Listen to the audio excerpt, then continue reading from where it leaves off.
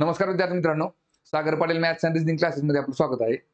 तर बघा 2025 मध्ये तलाठी भरतीचे 2400 पेक्षा जास्त जागांची भरती येण्याची शक्यता आहे. तर त्याच्यामुळे आपण 2023 मध्ये तलाठी भरतीचे जे काय 57 पेपर झाले होते, तर त्याचे आपण सिरीज चालू केलेली. तर त्याच्यामधला बघा आज आपण 10वा पेपर बघणार आहे, की जो आपला 20/8/2023 मध्ये बघा पहिल्या शिफ्टमध्ये झाला होता. ठीक आहे, 3 शिफ्टमध्ये पेपर व्हायचे. तर बघा त्याच्या आधी आपलं जे ॲप्लिकेशन आहे बघा, Sagar Patil maths and reasoning नावाचं, तर त्याच्यावरती आपण कंबाईनसाठी सेपरेट बॅच सुरू केलेली आहे. बॅच आपल्या ॲप्लिकेशनवरती अवेलेबल आहे आणि त्याची फी फक्त ₹999 असेल.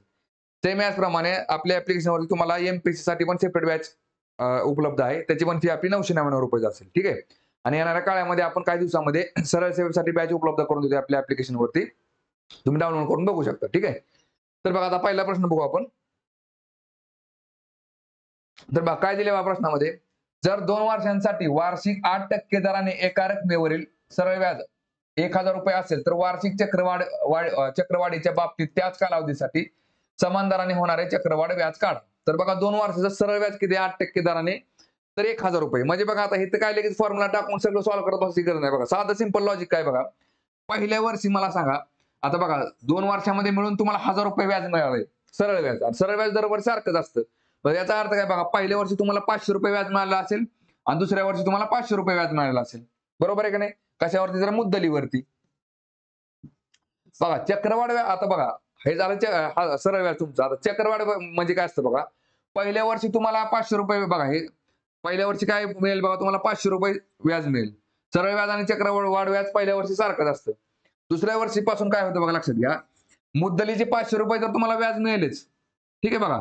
पण हे बघा चक्रवाढ व्याज म्हणजेच काय बघा, की हे ₹500 जे व्याज आहे ते पहिल्या वर्षी न भरल्यामुळं ह्या 500 हे मुद्दलीमध्ये ॲड केलं जातं आणि ह्या ₹500 वरती पण तुम्हाला 8% दराने पैसे वसूल केले जातात. म्हणजे थोडक्यात काय, ह्या 500चे 8% म्हणजे किती आले बघा, 500चे 8% म्हणजे किती आले इकडे बघा, 2 शून्याला 2 शून्य गेले, 8×5 40 म्हणजे ₹40 एक्स्ट्रा वाढतात चक्रवाढ व्याजामध्ये. चक्रवाढ व्याज किती मिळेल मिळेल मग 500 आणि 500 हजाराने हे झाले 40 म्हणजे 1040. 1040. ठीक आहे बघा. दुसरी मेथड कुठली असते बघा, लक्षात घ्या. आता बघा दरवर्षी तुम्हाला किती टक्के व्याज मिळाले? 8%. बरोबर आहे का? बघा पहिल्या वर्षी तुम्ही काय केले? 8% व्याज भरलं. दुसऱ्या वर्षी पण तुम्ही काय केलं? 8% व्याज भरलं. ठीक आहे बघा, हे कसं सरळ व्याज आहे. ठीक आहे बघा. आता 8 आणि 8 किती झाले बघा? 16%. 16% म्हणजे 16% व्याज भरलं तुम्ही. किती? ₹1000. ठीक आहे बघा. आता चक्रवाढ व्याजामध्ये मध्ये कसं असतं लक्षात घ्या. पहिल्या वर्षी तुम्ही 8% भरताय. परत दुसऱ्या वर्षी पण 8% भरताय. कशाला? मुद्दलीला. बरोबर आहे का? आणि जसं आता आपण बघितलं, या ₹500 वरती तुम्हाला 8% व्याज लागलं. आता बघा, आता इथं आपण टक्केवारीमध्ये मांडणी केली. आता या बघा पहिल्या वर्षीचं जे 8% व्याज आहे ते न भरल्यामुळं या 8% वरती पण तुम्हाला 8% व्याज लागतं. हे बघा, मग आता बघा मांडणी करताना कसं करायचं? 8चा वर्ग किती असतो? कारण की 8चा 8% म्हणजे काय? 8×8 64 होणार आहे. बरोबर आहे का नाही? मग थोडक्यात काय? बघा 8चा 8%. किती आले इकडे बघा? 8×8 64/100 बरोबर किती आलं बघा, तर 0.64. बरं आता हे सगळं एवढं करत बसायची गरज नाही. काय करायचं बघा, समजा आता 11चा वर्ग आहे. 11चा वर्ग किती झाला बघा? 121. ठीक आहे बघा, बरोबर आहे का? मग आपल्याला बघा 8चा 8% म्हणजे आणि 11चा 11% काढतो म्हणजे काय करतो आपण बघा, तर 121 मांडला आपण बघा. दशांश अपूर्णांकाच्या पुढे 2 घरं सोडायची आणि इथं डॉट देऊन टाकायचं. फायदा इथं काय केलं आपण बघा, 64 मांडलं आणि 2 घरं सोडली आणि इथं डॉट दिला. मग 0 पॉइंट किती आलं? 64 आलं. 15चा वर्ग किती बाबा? 225 आहे. 225 मांडला इथं आपण आणि काय केलं, 2 घरं अलीकडे येऊन इथं डॉट दिला. मग 2.25. मग थोडक्यात काय, 15% जर असेल व्याज दर 2 वर्षाचा विचारलं तर त्यावेळेस असं या मेथड जाता येतं. म्हणजे बघा 15 आणि 15 30% झाले आणि 15चा 15% म्हणजे किती झालं? 2.25. तेवढं फक्त ॲड करावं लागतं. मग याचा फायदा कधी होतो बघा, तुम्हाला 2 वर्षाचं सरळ व्याज आणि चक्रवाढ व्याज ह्याच्यातला ज्यावेळेस फरक विचारला जातो, तो फरक किती असतो बघा? हा 0.64. 0.64%. ठीक आहे बघा. मग आता इथं करायचं कसं लक्षात घ्या. बघा आता तुम्हाला 16% माहिती आहे किती? 16 बरं आपलं विचारलं काय त्यांनी? तर चक्रवाढ व्याज काढा बघा. 16% म्हणजे किती आहे इथं? तर किती आहे? ₹1000. ₹1000. मग इथं किती आहे बघा? 16.64. 16.64 काढा किंवा 0.64 केलं तर त्याने ॲड करावं लागेल. 16.64 म्हणजे किती? तिरकस गुणाकार करा. आपलं उत्तर निघून जाईल बघा. x गुणिले 16 बरोबर बघा 16.64 गुणिले 1000. मग काय निघेल बघा इथं आता. चला x बरोबर ठेवा आणि 16 बरोबरच्या पलीकडे टाका बघा. 1664 हे 16.64 बरोबर आहे का? आता इथं काय आहे बघा, इकडचे 2 शून्य काय केले आपण बघा, हे 2 शून्य इकडे टाका. काय निघेल? 1664 गुणिले काय निघेल? 10 निघेल. बरोबर आहे का? दशांश अपूर्णांकाच्या पुढे 2 घर आहेत. हे 2 शून्य कमी करा. इकडे काय 1664 गुणिले 10 छेद किती निघेल बघा, इकडे 16. आता भाग घालवा बघा किती निघतंय 16 एके 16 बघा 16 चोक 64 सॉरी 16 एके 16 16 चोक 64 आणि हा शून्य इकडे मग 1040 बरोबर उत्तर निघून जाते 1040. ठीक आहे. चला पुढचा क्वेश्चन बघू. बघा आता काय दिले बघा प्रश्नामध्ये खालील 4 पैकी 3 पर्यायात एक विशिष्ट साधर्म्य आहे आणि त्यामुळे त्यांचा एक गट तयार होतो. कोणता पर्याय त्या गटात बसत नाही? बघा 4 पर्यायातले 3 पर्याय सारखेच आहेत. एक पर्याय फक्त बसत नाही. काय दिसते बघा तुम्हाला इकडं? बघा आता इथे काय दिसतंय? झेडच्या नंतरनं डी कधी आहे बघा? झेडच्या नंतरनं D A B C D बरोबर आहे का? 4 घरं पुढे गेले की डी आणि डीच्या नंतरनं जे कधी आहे बघा? D E F A B C D E F G H I J D पासून इकडे अलीकडे अधिक 6 घरं आली की जे निघते.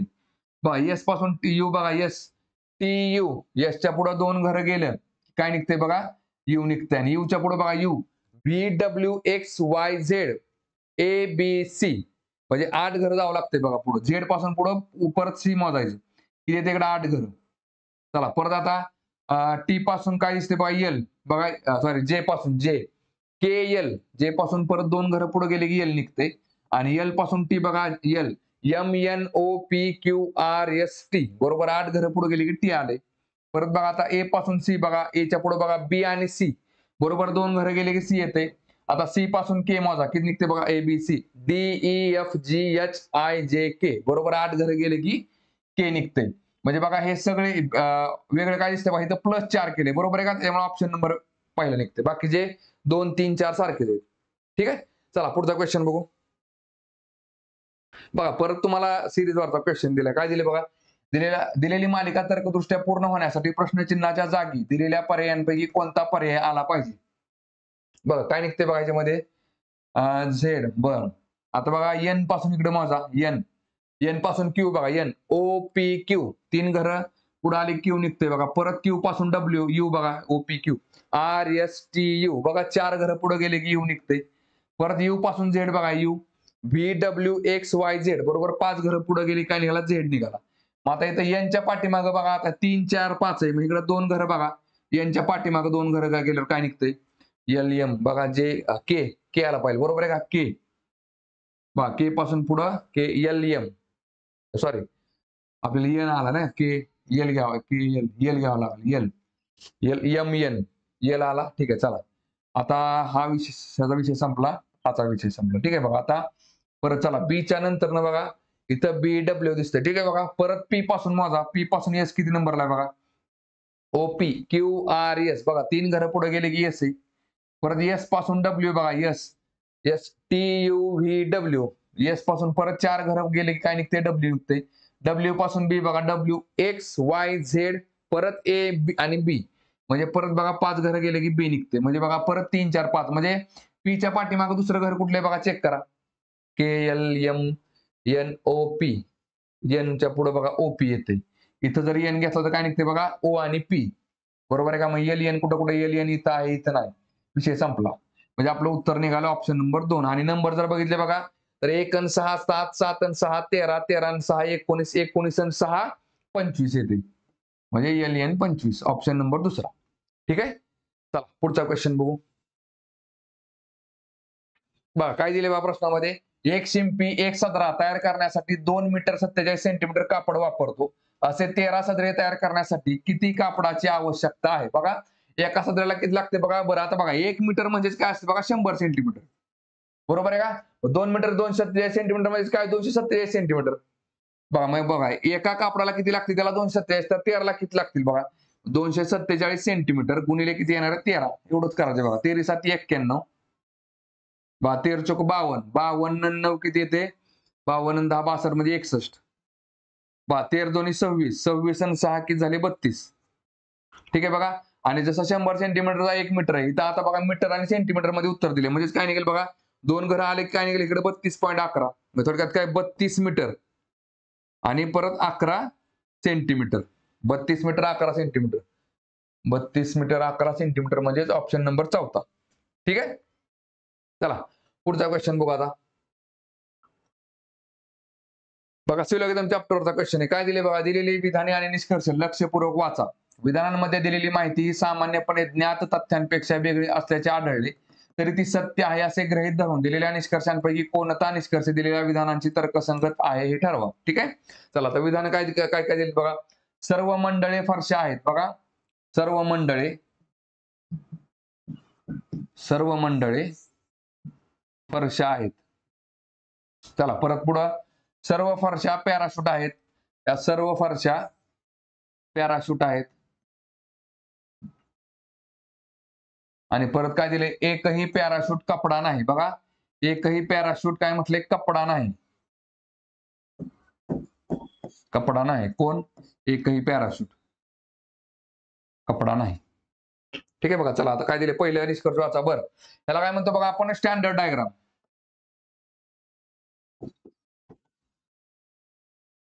ठीक आहे बघा. आता स्टँडर्ड डायग्राम वरून बघा होकारार्थी निष्कर्ष चेक करा आधी कधी पण, कारण त्याला एवढी एक डायग्राम पुरेशी असते. काय दिसते बघा नकारार्थी होकारार्थी.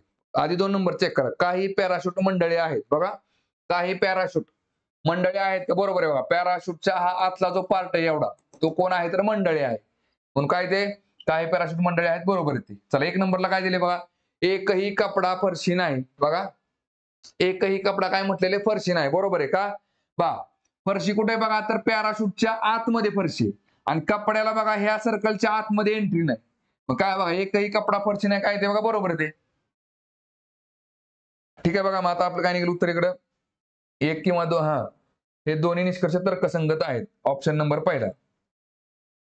ठीक आहे. चला पुढचा क्वेश्चन बघू आता.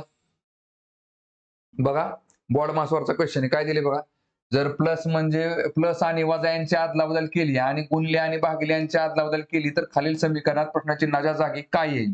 बघा आता आधी मांडून घ्या इकडे बघा 25 625 परत 125 39 आणि 69. ठीक आहे बघा. चला आता गुणाकार आणि भागाकारच्या अदलाबदल गुणाकाराच्या जागेला भागाकार आला इकडे. परत भागाकाराच्या जागेला गुणाकार आला. परत बघा अधिकच्या जागेला वजा आलं आणि वजाच्या जागेला अधिक आलं. ठीक आहे बघा. चला आता ब्रॅकेट टाकून घ्या. बघा ब्रॅकेट इथून इकडे बसेल बघा. इथून इथं बसेल ब्रॅकेट. ठीक आहे बघा. चला काय निघते बघा 25 भाग इथं जर कन्फ्युजन होत असेल डायरेक्ट काय करायचं 25 भागिले 625 गुणिले किती आहे बघा इकडे 125 आणि आता सॉल्व्ह करा. काय निघेल बघा मग इकडं 25 1 25 25 2 50 आणि 25 5 600 म्हणजे 25 वर्ग 625 असतो. ठीक आहे बघा. परत 25 1 25 25 5 600 5 आले इकडे आतमध्ये. चला वजा आता 69 मधनं 39 गेलं खाली किती राहते बघा बघा 39 49 59 69 30 आले इकडे 30 राहिले आणि कसं येते बघा अधिक वजा म्हणजे अधिक 30 येते. हे त्या लक्षामध्ये बघा अधिक 69 मध्ये वजा 39 केले खाली किती राहिले बघा 40 आणि 30 70 म्हणजे थोडक्यात काय 30 राहिले. ठीक आहे. चला मग आता काय निघेल बघा इकडे 5 राहिले 5 अधिक 30 बरोबर उत्तर काय निघतंय बघा इकडे मग 35. 35 म्हणजे ऑप्शन नंबर 4. ठीक आहे. चला पुढचा क्वेश्चन बघा आता.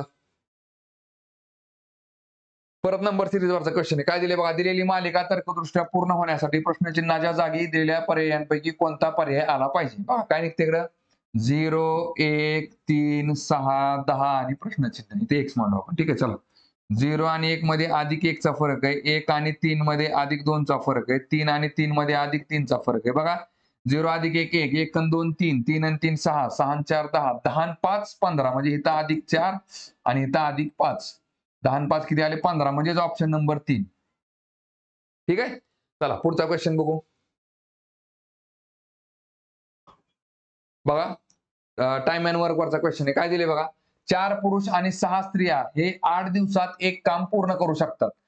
तर 3 पुरुष आणि 7 स्त्रिया हे 10 दिवसात ते काम पूर्ण करू शकतात. 10 स्त्रिया किती दिवसात ते पूर्ण करतील. बघा आता मला सांगा 4 पुरुष आणि 6 स्त्रियांनी एकत्र काम केले किती 8 दिवस. मग एकूण मला सांगा जर 4 पुरुषांनी 8 दिवस काम केलं असेल तर याचा अर्थ 4 8 32 म्हणजे 32 पुरुष लागले बरोबर आहे का. इथे किती लागले बघा 32 पुरुष अधिक बघा आता 6 स्त्रियांनी 8 दिवस काम केले म्हणजे कंटिन्यू 6 स्त्रिया 8 दिवस कामाला जात होत्या. 6 8 48 स्त्रिया लागल्या इकडे 48 स्त्रिया. चला परत काय दिसते बघा परत तेच काम बघा तेच काम काय 3 पुरुष आणि 6 स्त्रियांनी 10 दिवस केले म्हणजे 10 त्रिक 30 30 पुरुष लागले एकूण कामाला अधिक काय बघा आणि 7 स्त्रिया म्हणजे 10 7 70 स्त्रिया 70 स्त्रिया. ठीक आहे बघा आता इथे काय करायचं वजाबाकी करायची बघा ह्याच्यामधनं हे वजा करा. काय निघेल बघा इथं, बघा 32 मधून 32 पुरुषांना 30 पुरुष गेले, 2 पुरुष राहिले. ठीक आहे. आणि 48 वजा 70 स्त्रिया काय निघेल बघा. मग इथं बघा, आता बघा इथं 48 मधनं 70 गेले, वजा येते वजा 22 स्त्री. ठीक आहे. मग इथं काय निघतं बघा, लक्षात घ्या. आता हे वजा आहे ना, बरोबरच्या पलीकडे टाका. थोडक्यात काय येतं, 2 पुरुष बरोबर काय येते बघा 22 स्त्री. मग इथं काय निघेल बघा. आता चला, आता बघा 2 पुरुष 22 स्त्रिया म्हणजे 1 पुरुष काय निघेल बघा, 1 पुरुष बरोबर 11 स्त्री आहे. ठीक आहे. आता इथं काय निघालं बघा, आपल्याला कोण किती काम करते, म्हणजे 1 पुरुष जेवढं काम करतो ना तेवढं काम करायला तुम्हाला 11 स्त्रिया लागतात. ठीक आहे बघा. बरं, आता प्रश्न कुठे विचारलाय बघा, तर 10 स्त्रिया किती दिवसात पूर्ण करतील. आता एकूण काम बघा, आता सुरुवातीला जे 32 पुरुषांनी आणि 48 स्त्रियांनी काम केले, किंवा 30 पुरुष आणि 70 स्त्रियांनी जे काम केले, ते एकूण काम आहे आपलं बघा. आता काय करायचं बघा, इकडे एक कुठलं तर काम घ्या. आता हे बघा सोपं दिसते तुम्हाला, कारण की ती आपल्याला काय करायचं, कन्वर्जन करायचे. प्रश्न कुठे विचारला, स्त्रियांवरती. मग काय करायचं, पहिल्यांदा जे काम केले पुरुषांनी आणि स्त्रियांनी मिळून, तर त्याच्यामध्ये पुरुषांच्या जागेला जर आपण स्त्रिया घेतल्या तर किती स्त्रिया लागल्या असत्या बघा. आता 30 पुरुषांनी काम केले, 1 पुरुष म्हणजे 11 स्त्री आहेत. मग 30 पुरुष म्हणजे किती झाले बघा, 30 गुणिले किती आले 11, बरोबर झाले 11 त्रिक 33, मग 330 पुरुष. आणि अधिक किती झाले 70 स्त्रिया, सॉरी 30 पुरुष म्हणजे किती झाले बघा, 330 स्त्रिया झाले. बरोबर आहे का बघा. 30 पुरुष म्हणजेच की झाला 330 स्त्रिया. लक्षात येते का बघा, 1 पुरुष म्हणजे 11 स्त्रिया, मग 30 पुरुष म्हणजे किती झाले बघा 330 स्त्रिया. 330 अधिक 70 स्त्रिया बघा, 330 अधिक 70 स्त्रिया, मग किती झाले बघा, एकूण 400 स्त्रिया झाले. आणि मग थोडक्यात काय 400 बघा, हे जे काम आपण ह्यातलं घेतले, बरोबर आहे का, की समजा ही केस सेकंड पकडू, ही केस फर्स्ट पकडू आपण. मग आपण दोन्ही पैकी कुठलं तरी एक घेतलं तर चालतंय बघा. आपण सेकंड घेतलं बघा. आता मग थोडक्यात काय, हे काम एकूण 400 स्त्रियांनी केलं. मग तेच काम आपल्याला काय 10 स्त्रियांना करा, किती वेळ लागेल बघा, 400 भागिले 10 करा, किती वेळ लागेल बघा. मग 40 10 400 म्हणजे थोडक्यात काय 40 दिवस. 40 दिवस म्हणजे काय, ते आपलं उत्तर ऑप्शन नंबर 4. ठीक आहे. चला पुढचा क्वेश्चन बघू. आता बघा, आता परत काय दिले बघा, बघा परत बॉडमासवरचा क्वेश्चन आहे. काय दिले बघा इथं, आता चला ब्रॅकेट टाकून घ्या इथल्या इथं बघा, इथल्या इथं बघा, इथून इथं ब्रॅकेट बसेल, बरोबर आहे का, हे बघा परत इथून इकडे ब्रॅकेट बसेल, कारण भागाकाराला चिटकून लगेच गुणाकार आला. ठीक आहे बघा. मग काय निघेल बघा, 12 अधिक बघा, 12 अधिक बघा, आता काय निघेल, अधिक भागाला बघा, 27 भागिले 3 केले किती निघते, 3 9 27, बरोबर आहे का. आणि 9 सक्क 54, बरोबर आहे का. बघा 27 ला 3 ने भागलं किती आलं, 3 9 27, 9 गुणिले 6 किती येते 54, 12 अधिक 54 बघा, अधिक 2 आणि वजा काय निघेल बघा, चला 8 बघा, इथं 16 भागिले 8 केले काय निघते, 2 निघते, 8 दुणे 16, आणि परत 2 गुणिले 2 किती निघते, 4 निघते, म्हणजे वजा किती येते 4 येते इकडं बघा. मग काय निघते बघा इथं, आता चला अधिक अधिकची बेरीज करा, 50 60 60 60 64 65 66 68 68 वजा 4 बरोबर किती निघते बघा, 64 म्हणजे आपलं उत्तर किती निघते, ऑप्शन नंबर पहिला. ठीक आहे. चला पुढचा क्वेश्चन बघू. आता बघा काय दिले बघा प्रश्नामध्ये, बोट आणि प्रवाहावरचा प्रश्न बघा. काय दिसते, एका नावेला प्रवाहाच्या दिशेने 36 मैलाचे अंतर कापण्यासाठी लागणारा वेळ हा प्रवाहाच्या विरुद्ध दिशेने तितकेच अंतर कापण्यासाठी लागणाऱ्या वेळेपेक्षा 90 मिनिटे कमी आहे, जर स्थिर पाण्यातील नावेचा वेग 10 मैल दिले. ठीक आहे बघा, जसं आपण किलोमीटर म्हणतो ना, इथं मैल शब्द वापरलाय, मैल. ठीक आहे बघा, मैल पर आवर असेल तर प्रवाहाचा वेग किती आहे. ठीक आहे बघा. आता बघा लक्षात घ्या, आता इथं बघा प्रवाहाच्या दिशेने वेग म्हणजे कसा असतो बघा, लक्षात घ्या. आता बघा प्रवाहाच्या दिशेने म्हणजेच काय असते, आणि दुसरं काय असते, प्रवाहाच्या विरुद्ध.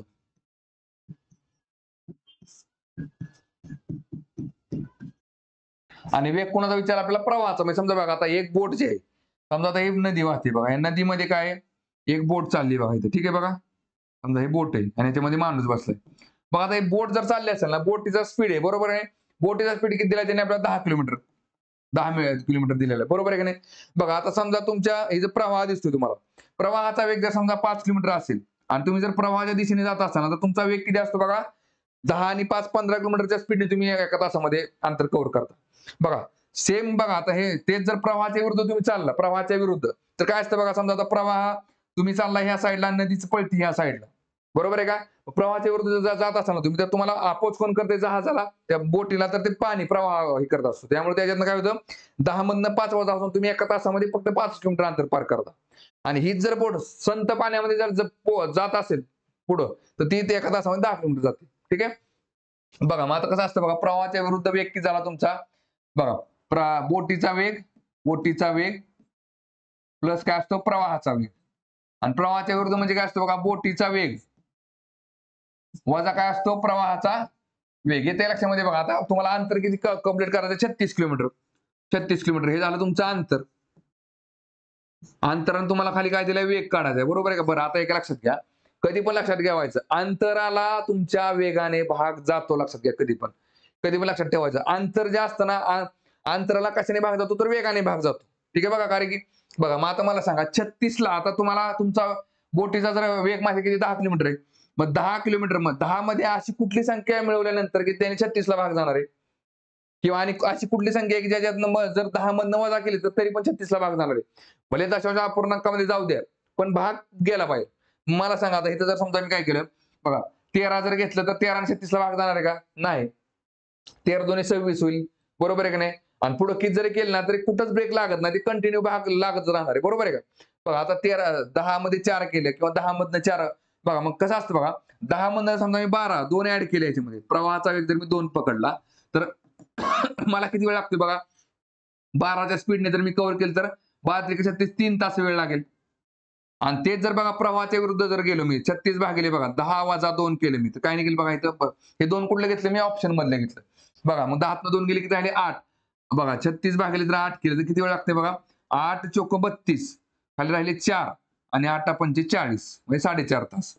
आणि विचारलं काय त्यांनी आपल्याला बघा, प्रवाहाच्या दिशेने आणि प्रवाहाच्या विरुद्धचा जे वेग आहे तुमचा, प्रवाहाच्या बघा प्रवाहाच्या विरुद्ध जाताना तुम्हाला 90 मिनिटं काय म्हटलंय बघा त्यांनी? कमी बघा. काय म्हटले? 90 मिनिटे कमी आहेत. बघा मला सांगा, दोन्ही वेगांमधला डिफरन्स तुमचा किती असला पाहिजे? 90 मिनिटाचा असला पाहिजे. बघा प्रवाहाच्या दिशेने जर चालला तुम्ही तर 3 तास वेळ लागतो. प्रवाहाच्या विरुद्ध गेला तर तुम्हाला 4.5 तास म्हणजे लागतात. मग थोडक्यात काय? प्रवाहाच्या दिशेने जाताना तुम्हाला 1.5 तास म्हणजेच काय? 1.5 तास म्हणजेच काय असतं बघा? 90 मिनिटं असतं. 90 मिनिटं वेळ कमी लागतो. म्हणजे आपलं हेच बरोबर आहे. प्रवाहाचा वेग किती असेल बघा? ऑप्शन नंबर 3 म्हणजे 2 मीटर मैल पर आवर. ठीक आहे? चला पुढचा क्वेश्चन बघू आता. बघा परत तुम्हाला सिलोगिझमवरचा प्रश्न आहे. काय दिले बघा ह्याच्यामध्ये? दिलेली विधाने आणि निष्कर्ष लक्षपूर्वक वाचा. दिलेली विधाने ही सामान्यपणे ज्ञात तथ्यांपेक्षा वेगळे असल्याचे आढळले तरी ती सत्य आहे असे गृहीत धरून निष्कर्षांपैकी कोणता दिलेल्या विधानांची तर्कसंगत आहे ते ठरवा. बघा विधान काय दिलेत बघा? सर्व पंखे कूलर आहेत. बघा सर्व पंखे कूलर आहेत. परत काय दिले? सर्व कूलर वातानुकूलक आहेत. बघा सर्व कूलर वातानुकूलक आहेत. वातानुकूलक आहेत. वातानुकूलक आहेत आणि परत काही वातानुकूलक इलेक्ट्रॉनिक आहेत. बघा काही वातानुकूलक काय म्हटले बघा? इलेक्ट्रॉनिक आहेत.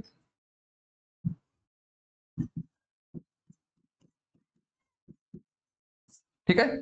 चला आता ही झाली आपली स्टँडर्ड डायग्राम.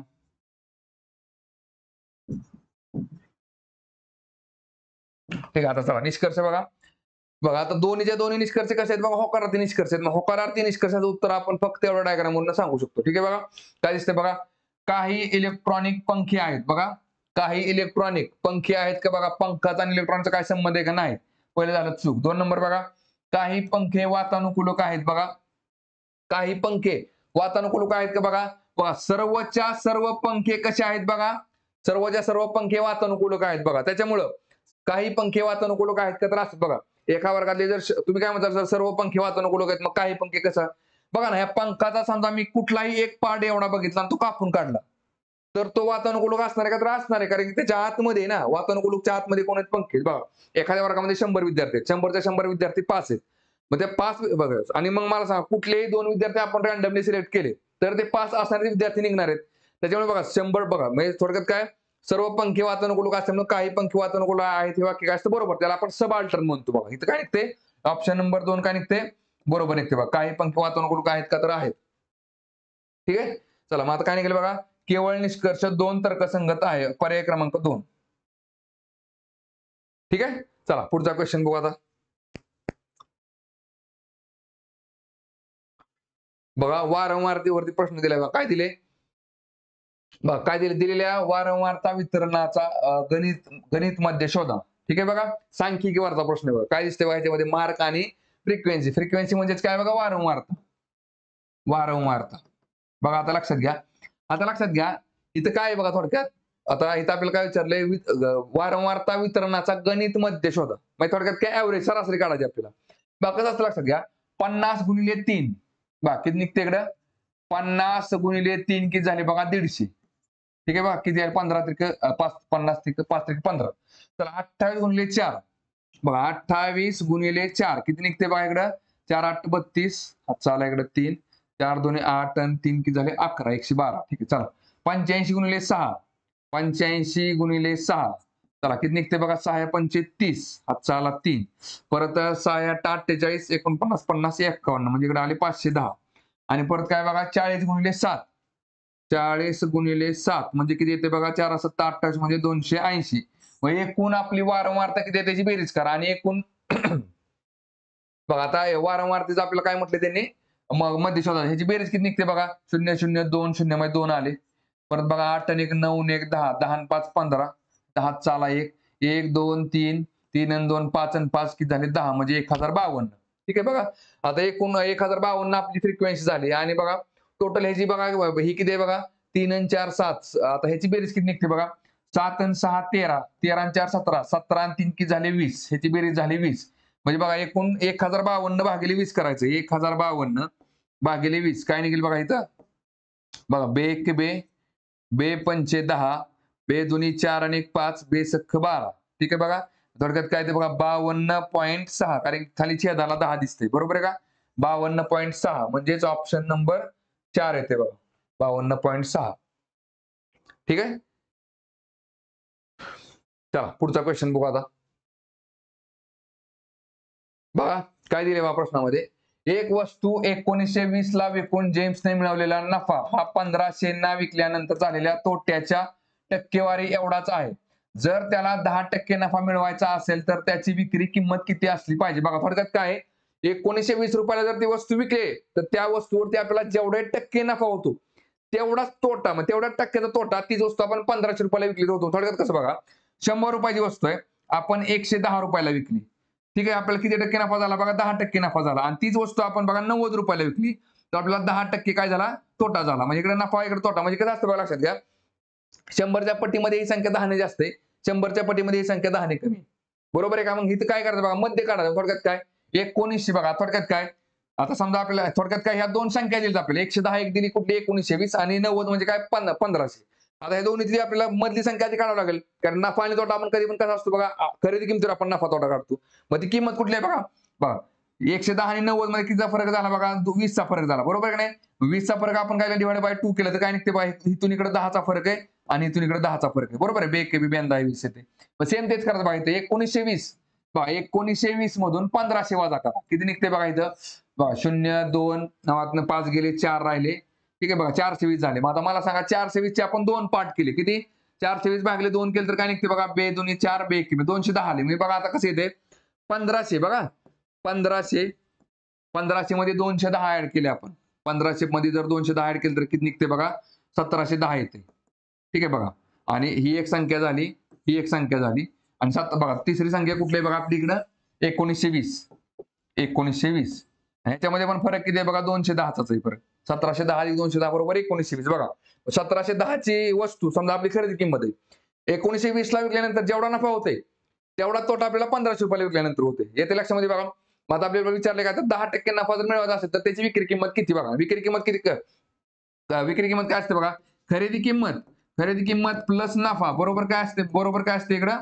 विक्री किंमत असते. येते लक्षामध्ये बघा. खरेदी किंमत किती आपली? 1710. बरोबर आहे का बघा? 1710 ची बघा 1710 खरेदी किंमत आहे. गुणिले किती टक्के नफा मिळवायचा आपल्याला? 10% नफा. पण आपल्याला विचारताना विक्री किंमत विचारलेली आहे. थोडक्यात काय बघा? 100% अधिक 10 म्हणजे बघा हे जर 100% असेल 10% नफा असेल तर विक्री झाली 110%. म्हणजे 1710 चा 110% म्हणजे किती तेवढं काढायचं आपल्याला. बरोबर किती निघते बघा? चला ह्या शून्याला हा शून्य कॅन्सल. ह्या शून्याला हा शून्य कॅन्सल बघा. 171 गुणिले 11 किती निघते बघा इकडे? 171 गुणिले 11 करा. बघा 11 1 11. 11 7 77 आणि 1 78. बघा 11 की 11 आणि 7 किती झाले 18 म्हणजे 1881. बरोबर काय लिहिलंय बघा 1881 ऑप्शन नंबर 3. ठीक आहे. चला पुढचा क्वेश्चन बघू आता.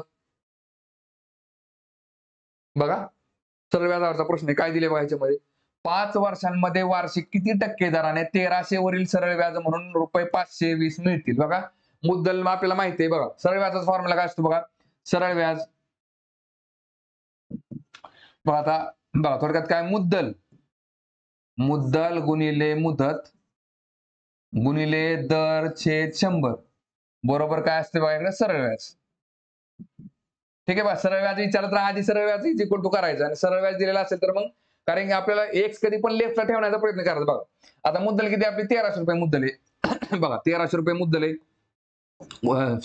चला मुदत किती दिली बघा आपल्याला 5 वर्षांमध्ये 5 वर्षांची मुदत आहे आणि बघा दर विचारला किती टक्के दर आहे म्हणजे x टक्के दराने 100 बरोबर सरळ व्याज किती मिळेल म्हटले बघा 520. इथं 520 लिहिले. चला मग काय निघेल बघा आता x जाग्याला ठेवा आणि सगळं बरोबर अलीकडचं जे आहे ना तेवढं सगळं बरोबर त्या पलीकडे टाका म्हणजे काय होईल बघा 520 ला 520 आहे आज करा बघा जे छेदाला आहे त्या अंशाला जाईल 100 ने काय होईल इकडं 100 वरती जाईल अंशाला आणि अंशाचं छेदाला येईल मग 1300 गुणिले 5 खाली येईल 1300 गुणिले 5 आणि आता भाग घालवा काय निघते बघा इकडं. चला ह्या 2 शून्याला हे 2 शून्य गेले बघा परत 13 एके 13 13 चोक्क 52 इकडं 40 आले परत 5 एके 5 पंचाहत्तर 40 म्हणजे बघा 8% दराने येते बघा किती 8% दराने म्हणजे ऑप्शन नंबर 3. ठीक आहे. चला पुढचा क्वेश्चन बघू आता. बघा आता टाइम डिस्टन्स स्पीड वरचा क्वेश्चन आहे. काय दिले बघा ह्याच्यामध्ये रेणुकाला 24 किलोमीटर प्रवास करायचा आहे. 1 तास 40 मिनिटे चालल्यानंतर तिच्या लक्षात आले की तिने कापलेले अंतर हे तिच्याकडून कापल्या जाणाऱ्या उर्वरित अंतराच्या 507 आहे. रेणुकाचा वेग मीटर प्रति सेकंद शोधा म्हणजे एका सेकंदामध्ये मीटर पर सेकंदामध्ये आपल्याला वेग काढायचा. ठीक आहे एका सेकंदामध्ये किती अंतर जाते बघा आता काय बघा एकूण तिला 24 किलोमीटर अंतर पार करायचे बघा बरोबर आहे की नाही. बघा आता हे झालं एकूण 24 किलोमीटरचं अंतर. ठीक आहे बघा हे झालं 24 किलोमीटरचं अंतर. त्यातलं आता इथे काय दिले बघा तिने 1 तास आणि 40 मिनिटाचा प्रवास केलाय पण तिच्या लक्षात काय आलं बघा तिच्या लक्षात आलं की तिने कापलेले अंतर हे तिच्याकडून कापल्या जाणाऱ्या उर्वरित अंतराच्या इथं च्या बघा च्या पेक्षा कोणाला असताना त्याच्याकडे लक्ष द्यायचं. उर्वरित अंतराच्या 507 आहे. याचा अर्थ काय बघा कुठलं तर कापलेलं अंतर बघा च्या कुठे आहे बघा तर छेद च्या कुठं असतो छेदाला असतो छेदाला काय असणार आहे उर्वरित अंतर किती झालं आपलं बघा हे समजा निम्म अंतर एवढं अंतर तिने कव्हर केलं इथून इथपर्यंत मग इथून इथपर्यंत कव्हर केलं इथून इकडे किती आहे बघा तिचं 7x अंतर आहे बघा गुणोत्तरामध्ये येते बरोबर आहे का 7x आणि कापलेलं अंतर किती आहे बघा 5x हे 5x ला इथं. मग मला सांगा आता 7 आणि 5 किती झाले बघा 12x म्हणजे आपलं किती अंतर आहे 24 किलोमीटर बघा काय ते 12x बरोबर किती झाले तुमचे 24 किलोमीटर. मग x ची व्हॅल्यू काय असेल बघा 12 2 24 मध्ये 2 आलं बरोबर आहे का x ची व्हॅल्यू झाली 2 किलोमीटर बरोबर आहे 12 2 24 x बरोबर 2 आले. आता मला सांगा मग तिने आपलं बरं विचारले काय तर रेणुकाचा वेग मीटर प्रति सेकंद शोधा मग तिने कापलेलं जे अंतर आहे ते आपल्याला अंतर काढावं लागेल आणि त्या अंतराला लागणारा वेळ किती आहे तर 1 तास 40 मिनिटे बरोबर तिथं तिचा आपल्याला वेग कळून जातोय बघा. आता 5x म्हणजे किती असेल बघा लक्षात घ्या हे जर अंतर पकडलं आपण तर हे काय निघेल बघा 5 गुणिले बघा इथं बघा हे काय निघेल तुमचं 5 गुणिले 2 बरोबर झाले 10 किलोमीटर बघा हे 10 किलोमीटर आणि हे 7 गुणिले 2 म्हणजे बरोबर झाले 14 किलोमीटर म्हणजे 14 आणि 10 24 किलोमीटर झाले. मग आता हे अंतर किती झालं 10 किलोमीटर अंतर कव्हर करायला तिला किती वेळ लागला 1 तास 40 मिनिटं बरोबर आहे की नाही बघा. मग मला सांगा अंतर किती कव्हर केले तिने तर बघा 10 किलोमीटर. ठीक आहे बघा 10 किलोमीटर आणि ते अंतर कव्हर करायला तिला वेळ किती लागलाय बघा तर वेळ लागलाय तिला 1 तास 40 मिनिटं. मग आता मला सांगा तास एक काढताना आपण एका तासामध्ये किती अंतर कव्हर केलं ते काढतो 1 तास म्हणजे 40 मिनिटं. आता इथे 1 तास 40 मिनिटं सॉरी 1 तास म्हणजे 60 मिनिटं इथे 1 तास 40 मिनिटं म्हणजे किती मिनिटं झाली बघा 1 तास म्हणजे 60 मिनिटांवरती 40 मिनिटं 100 मिनिटं 100 मिनिटांमध्ये तिने 10 किलोमीटर अंतर कव्हर केलेले 100 मिनिटांमध्ये बरोबर आहे का. आणि मग आता तिचा ताशी वेग असल्यामुळे 60 गुणिले 60 करा बाकी निघून झाली तर बघा ह्या शून्याला हा शून्य गेला ह्या शून्याला हा शून्य गेला थोडक्यात काय तिने 6 किलोमीटर अंतर पूर्ण 6 किलोमीटर पर आवर याच्या वेगाने ती गेलेली. ठीक आहे आता बरं आपल्याला विचारलं का रेणुकाचा वेग मीटर प्रति सेकंदात शोधा म्हणजे तासामध्ये ती किती जाते बघा 6 तिचा हा काय झाला तिचा वेग झाला वेग 6 किलोमीटर पर आवर एका तासामध्ये ती 6 किलोमीटर अंतर जाते. मग तिचा प्रति सेकंद वेग काय असेल बघा 6 किलोमीटर म्हणजे किती झाले बघा 6000 मीटर कारण आता मीटर मध्ये उत्तर निघणार मीटर पर सेकंद निघते बघा एका तासामध्ये बघा 6000 मीटर अंतर झालं तिला किती वेळ लागला? 1 तास म्हणजे किती? 3600 सेकंद. एका तासामध्ये 3600 सेकंद असतात.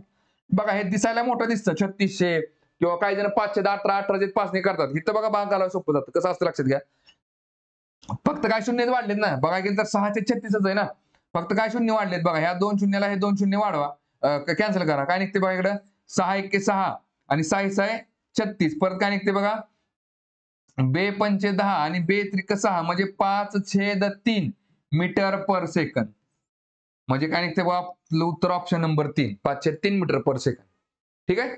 चला पुढचा क्वेश्चन बघू आता. बघा सिरीज चॅप्टरवरचा क्वेश्चन आहे. काय दिसते बघा? अक्षरे, संख्या, चिन्हे असलेल्या खालील मालिकेचा संदर्भ घ्या आणि प्रश्नाचे उत्तर द्या. मोजणी ही केवळ डावीकडून उजवीकडे करावयाची आहे. डावीकडून उजवीकडे. ठीक आहे चला.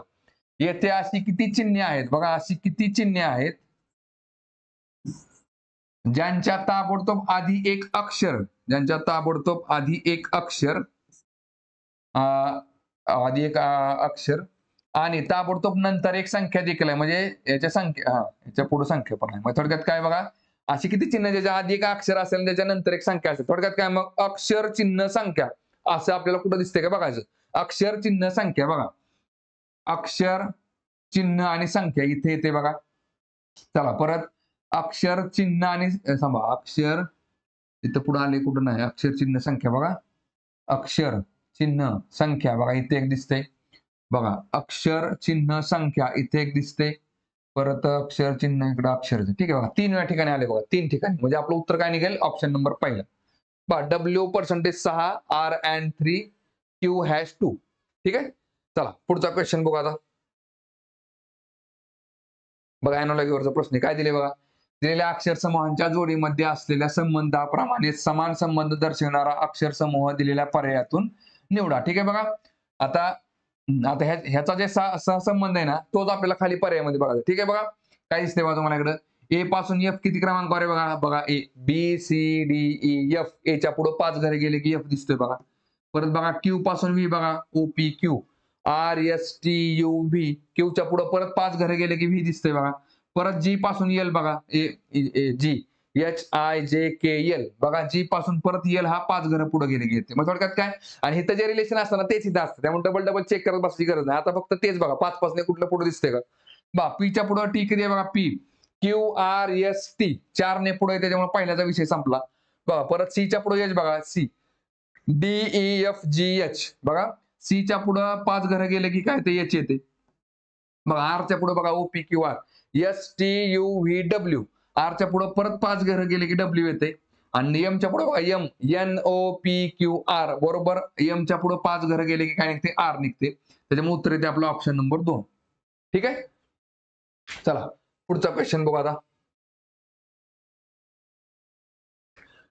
बघा स्क्वेअर रूट क्यूब रूट वरती प्रश्न दिसतोय बघा. सिम्प्लिफिकेशनचं काय दिसतंय बघा याच्यामध्ये?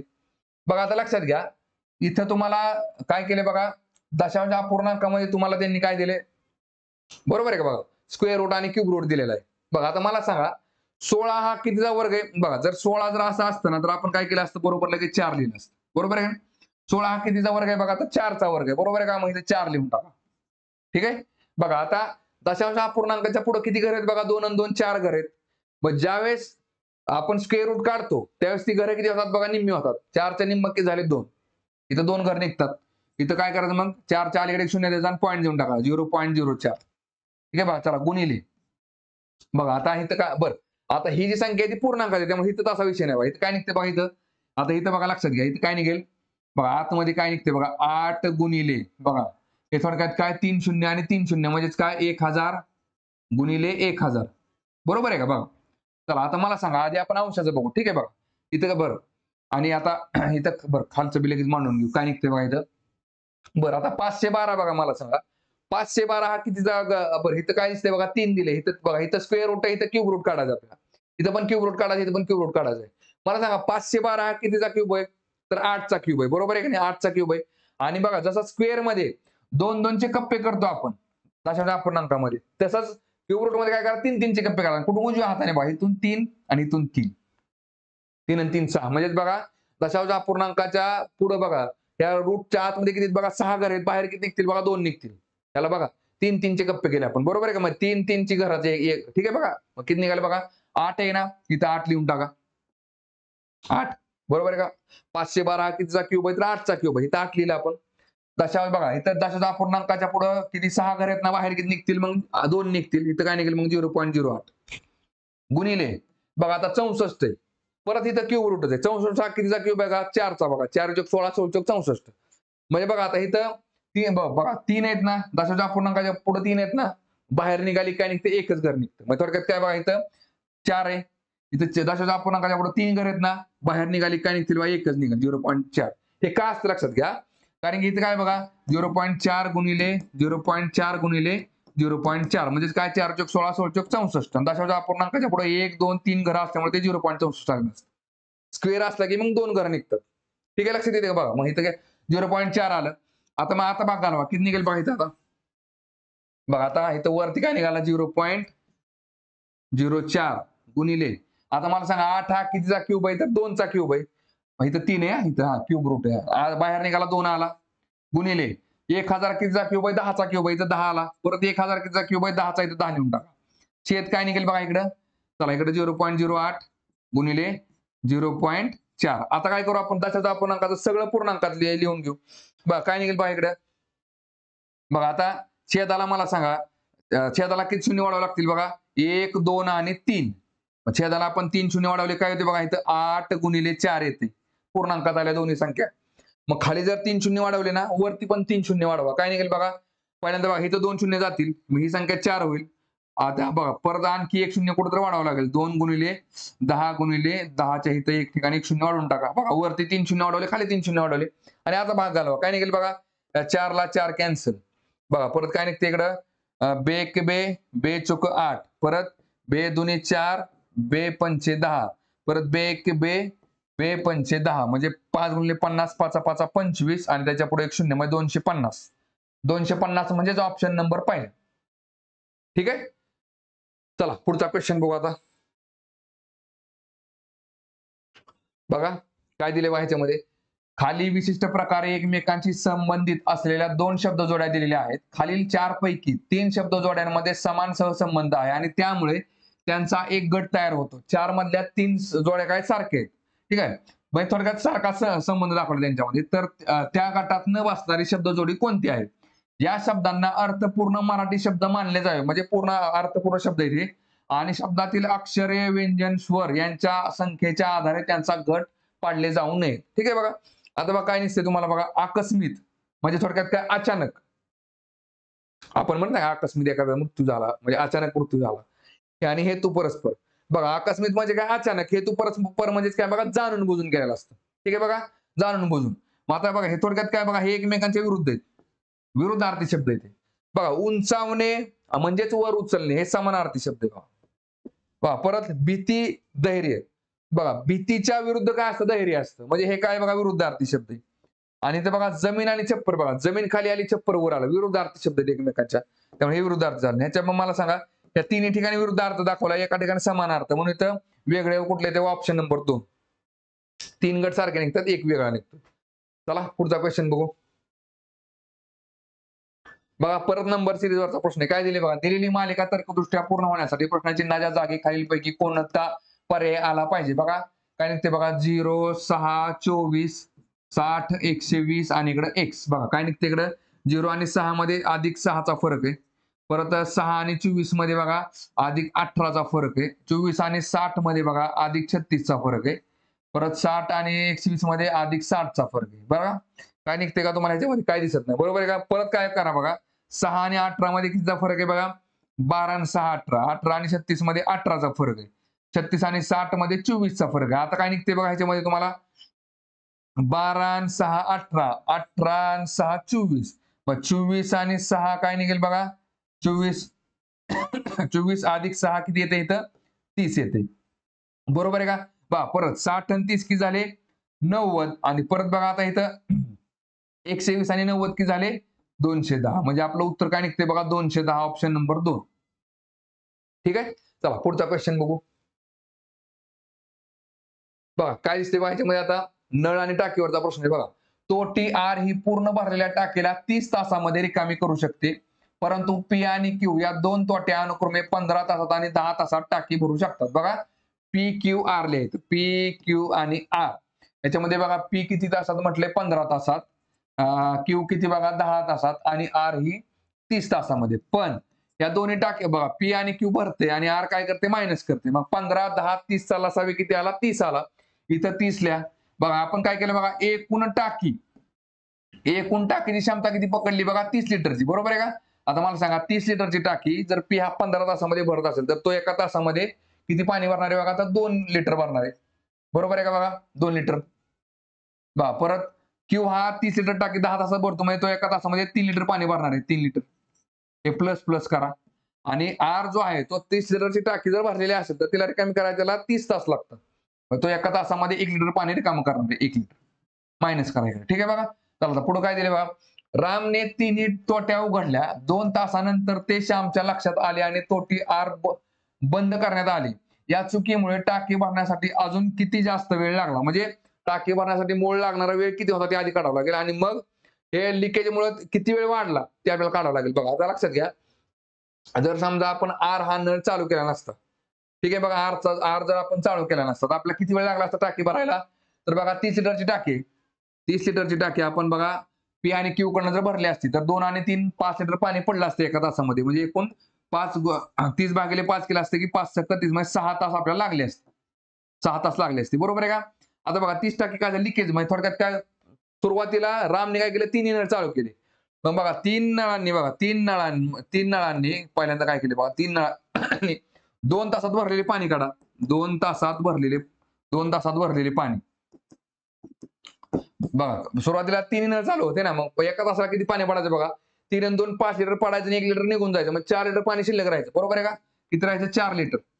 मग 4 लिटरने काय झालं बघा 4 × 2 बरोबर 8 लिटर पाणी काय टाकीत टाकून दिलं. आता राहिले किती 32 लिटर. सॉरी 30 लिटर टाकी ना आपली, 8 लिटर तर भरलं आपण. मग 8 लिटर मधलं आता राहिलेलं किती आहे बघा 22 लिटर. 22 लिटर पाणी भरायचं आपल्याला. किती लिटरने बघा. तर बघा आता हा आर नळ बंद केला आपण. आता 3 आणि 2 5 लिटरने वेळ भरायला सुरुवात केली 5 लिटरने.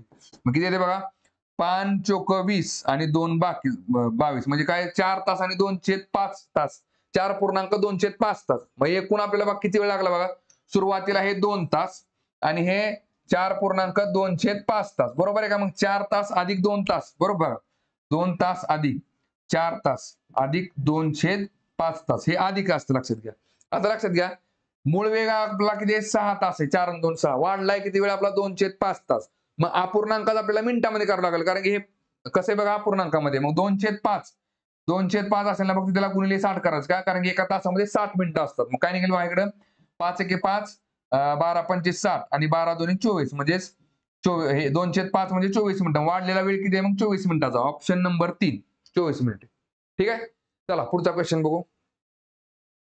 बघा काय दिले बघा आता प्रश्नामध्ये नंबर सिरीजवरचा प्रश्न आहे बघा. दिलेली मालिका तर्कदृष्ट्या पूर्ण होण्यासाठी प्रश्नचिन्हाच्या जागे दिलेल्या पर्यायांपैकी कोणता पर्याय आला पाहिजे. बघा वाय व्ही बघा काय निघते इकडं वाय, हा चला वाय नंतर व्ही आर एम. बघा आता एम पासून आपण आर कडे गेलो काय निघते बघा M N O P Q R 5 घरं पुढे गेले की आर येते. परत आर पासून व्ही बघा R O P Q R S T U V 4 घरं पुढे गेले की व्ही येते. आणि व्ही पासून वाय बघा युव्ही डब्ल्यू एक्स वाय 3 घरं पुढे गेली काय आला वाय आला. मग मला 5 4 3 म्हणजे इकडे किती असणार आहे 6 असणार आहे. एमच्या पाठीमागचं 6वं घर कुठलं असेल बघा. इथं जास्त काय दिसते बघा तुम्हाला जी जी जी जी निघतो का बघा. जीच्या पुढे मोजा F G H I J K L आणि एम बरोबर बघा. जीच्या पुढे 6 घरं गेले की काय निघतं एम निघते इकडे 6 घरं गेल्यानंतर. ठीक आहे बघा. चला आता जी तर आला ह्याचा विषय संपला. ठीक आहे बघा. आता 2 नंबरला काय निघेल बघा एक हा आता इथे काय निघतं एल एलच्या पुढे क्यू कधी आला बघा L M N O P Q 5 घरं पुढे गेली काय आला क्यू आला. परत बघा क्यूच्या पुढे यू बघा Q R S T U 4 घरं पुढे गेले की यू आला. आणि यूच्या पुढे एक्स बघा यू व्ही डब्ल्यू एक्स 3 घरं गेले की बरोबर एक्स येते. याचा अर्थ काय बघा 5 4 3 म्हणजे इकडे 6 असेल. एलच्या पाठीमागचं 6वं घर कुठलं निघते बघा बघा E F F G H I J K आणि एल बरोबर एफ घ्यावं लागते. मग एफ जर घेतला ना तर 6वं घर काय निघते बघा एल निघतं F G H I J K आणि एल बघा एफच्या पुढे 6 घर गेले की एल निघते. ठीक आहे. मग एफ आला जी आणि एफ कुठे फक्त इथे उत्तर किती निघाला आपला ऑप्शन नंबर 2. ठीक आहे बघा. जी आणि एफ मग राहिलेलं काय 90 असेल पुढं. आणि ते कसं येते बघा 2 आणि 12 मध्ये बघा 2, 12, 30 आणि 56 फरक काय निघते बघा तुम्हाला 2 आणि 12 मध्ये 10चा फरक आहे. 12 आणि 30 मध्ये 18चा फरक आहे. 30 आणि 56 मध्ये बघा 16चा फरक आहे. सॉरी 26चा फरक आहे. 26चा. काय निघते बघा याच्यामध्ये 10 आणि 18 मध्ये बघा 8चा फरक आहे. 18 आणि 26 मध्ये परत 8चा फरक आहे. 26 अधिक 8 केले काय निघते बघा इकडं 8 आणि 6 14 मग 34 येते बघा. मग 56 आणि 34 किती निघते बघा 50 आणि 30 80 हे 90 म्हणजे बरोबर 90 येते बघा. इथं किती आला GF 90. ठीक आहे. चला पुढचा क्वेश्चन बघू आता. बघा परत सिरीज वरचा क्वेश्चन आहे. काय दिले बघा दिलेली मालिका बघा मालिका म्हणजे काय असं सिरीज दिली की मालिका तर्कदृष्ट्या पूर्ण करण्यासाठी प्रश्नचिन्हाच्या स्थानी काय आले पाहिजे बघा. यू चला आता इथं आय पासून क्यू बघा HI JKLMN OPQ 8 घर इकडे आले की काय ते क्यू येते. क्यू पासून वाय मोजा OPQ RSTUVWXY परत 8 घर अलीकडे आले की वाय येते. याचा अर्थ 8 8चा फरक आहे. मग एसच्या पुढे 8 घर मोजा STUVWXYZ झेडच्या परत पुढे ए येणार. ए कुठं कुठे बघा इथं आहे इथं आहे इथं आहे चारही ठिकाणी ए आलाय. ठीक आहे बघा चला परत 2 नंबरला काय निघते बघा याच्यामध्ये 2 नंबरला बघा आता यू जर पकडला आपण हा यूच्या पुढे ए बघा यूच्या पुढे या साईडला ए बघा यू VWXYZ झेडच्या परत पुढे ए इथं बघा आता सरळ चाललोय आपण 6 घर पुढं एच्या परत पुढं 6 घर मोजा एच्या पुढे किती निघते बघा ए BCDEFG बरोबर याच्या परत पुढे 6 घर गेले की जी आला. मग जीच्या परत पुढे 6 घर मोजा काय निघते बघा EFG HIJKL आणि M येते बघा इथं. काय निघाला एम निघाला. म्हणजे एच्या पुढे किती आला एम आला. एम कुठं कुठे बघा इथं आहे इथं आहे इथं नाही इथं नाही. आता शेवटचं अक्षर बघा 40 एक 38 बघा 71 59 48 कितीचा फरक आहे बघा ह्याच्यामध्ये 59 60 70 71 म्हणजे 12चा फरक आहे. 48 आणि याच्यामध्ये बघा 48 58 आणि 59 11चा फरक आहे. 48 मग बघा 12 वजा 11 वजा किती येते 10 आहे म्हणजे एक एकने कमी होत जाते बघा 10चा फरक असेल. 48 मधून 10 गेले खाली किती राहिले 38 म्हणजे इथं 38 AM 38 ऑप्शन नंबर 3. ठीक आहे. चला पुढचा क्वेश्चन बघू आता. बघा परत अॅनालॉजीवरचा प्रश्न काय दिले बघा दिलेल्या अक्षर समूहांच्या जोडीमध्ये असलेल्या संबंधांप्रमाणे समान संबंध दर्शवणारा अक्षर समूह दिलेल्या पर्यायातून निवडा. बघा काय निघते इकडं ओच्या पुढे यू बघा ओ PQRSTU 6 घर पुढे गेले की यू निघते. परत ईच्या आणि के मध्ये बघा ई FGHIJK बघा ईच्या परत पुढे 6 घर गेले की के निघते आणि यूच्या परत पुढे माझा यू VWXYZ आणि परत ए म्हणजे परत 6 घर पुढे गेले की ए असते दिलेले. बघा इथं जो संबंध असतो ना तोच खाली असतो संबंध त्यामुळे डबल चेक करायची गरज नाही. आता डायरेक्ट खाली चेक करा. बघा काय निघते बघा बीच्या पुढे एच बघा बी CDEFGH 6 घर पुढे गेले की एच आलं. परत बघा एफ पासून एल बघा EF GHIJK आणि एल परत एफच्या पुढे 6 घर गेले की एल आलं. आणि आर आणि डब्ल्यू मध्ये बघा OPQR STUVW डब्ल्यू म्हणजे 5 येते. 5 म्हणजे ह्याचा विषय संपला. 2 नंबर चेक करा बघा पीच्या पुढे यू बघा OP QRSTU 5चा फरक आहे त्याच्यामुळे ह्याचा विषय संपला. खाली एच पासून एम बघा आता एच IJKLM इथं पण 5चा फरक आहे त्यामुळे ह्याचा विषय संपला. डी पासून मोजा बघा डी पासून जे ABCD EFGHIJ 6चा फरक आहे. परत वाय पासून ई पर्यंत बघा वाय झेड ABCDE बरोबर 6चा फरक आहे. आणि जे पासून पी चा फरक पी मध्ये बघा जे KLMNO परत पी म्हणजे बरोबर जे आणि पी मध्ये पण 6चा फरक आहे म्हणजे ऑप्शन नंबर 4 येते. ठीक आहे. चला पुढचा क्वेश्चन बघू आता. बघा रेशिओ आणि प्रपोर्शन वरचा प्रश्न आहे. काय दिले बघा याच्यामध्ये एक व्यापारी 50 रुपये 40 रुपये आणि 30 रुपये प्रति किलो दराने सफरचंद खरेदी करतो. तो त्यांना वजनाने अनुक्रमे 2 4 9 या गुणोत्तरात मिसळतो आणि 30% नफ्याने त्यांची विक्री करतो. तो अंदाजे किती प्रति किलोग्राम किमतीला सफरचंदाची विक्री करतो. बरं ठीक आहे. आता बघा आपण काय समजू बघा 50 रुपये आणि 40 रुपये आणि 30 रुपये किलो जे त्याने काय सफरचंद घेतले. ठीक आहे बघा बघा आता त्यांची संख्या किती पकडायची बघा क्वांटिटी 2 4 9 दिले ना तर 2 किलो 4 किलो 9 किलो पकडा काही फरक पडत नाही बघा. 50 किलोचे किती झाले बघा 2 किलो 40 किलोचे किती झाले 4 किलो आणि 30 किलोचे 9 किलो सफरचंद घेतले आपण त्यांची एकूण बेरीज किती झाली बघा 50 दुने 100, 4 चोक 16 आणि 9 त्रिक 27. म्हणजे एकूण किती पैसे खर्च केले बघा त्याने? 0, 7 आणि 6 13, हातचा आला 1 2 3 4 5, म्हणजे एकूण 530 रुपये त्याने खर्च केले. ठीक आहे. आता 530 मध्ये त्याला काय करायचंय बघा? 30% नफा कमवायचा आहे. मग या 530 मध्ये मला सांगा, 530 मध्ये 30% जर नफा कमवायचा असेल तर त्याला 130% रकमेला विकावे लागतील ते, बरोबर आहे का? म्हणजे 500 कसं असतं बघा, लक्षात घ्या. हे 530 म्हणजे 100% तर 130% म्हणजे किती असेल बघा. मग काय निघेल बघा इकडं? चला, ह्या शून्याला हा शून्य कॅन्सल, ह्या शून्याला हा शून्य कॅन्सल. 53 गुणिले 13 करा, किती निघते बघा? 53 गुणिले 13 बघा. 13 त्रिक 39, 13 पाचशे 65, 65 आणि 3 किती झाले? 68, म्हणजे 689 रुपयाला ते विकावं लागतील. मग आता मला सांगा किती आलं इकडे बघा? आता 689 रुपये. ठीक आहे बघा. बरं, आता 689 मध्ये त्याला किती किलो सफरचंद विकायचे? तर बघा, एकूण 2 आणि 4 6, 6 आणि 9 किती झाले? 15. 15 किलो सफरचंद त्याला 689 रुपयाला विकायचे बघा. 689 रुपयाचे किती? 15 किलो विकले. 15 किलोग्रॅम. म्हणजे एका किलोची किंमत बघा किती निघते इकडं? बघा काय निघते? 15 की 15. चला, 15 चोक 60, 8 राहिले. 15 सख्ख 90 येते बघा. 15 पाची 75. बघा खाली किती झाले? 14. आणि 15 90 35 असे, म्हणजे 45.9 येते बघा. 45.9 रुपये प्रति केजी. ठीक आहे बघा. आता उत्तर किती आलं? ऑप्शन नंबर पहिला. ठीक आहे. तर बघा, थांबू आता आपण या ठिकाणी.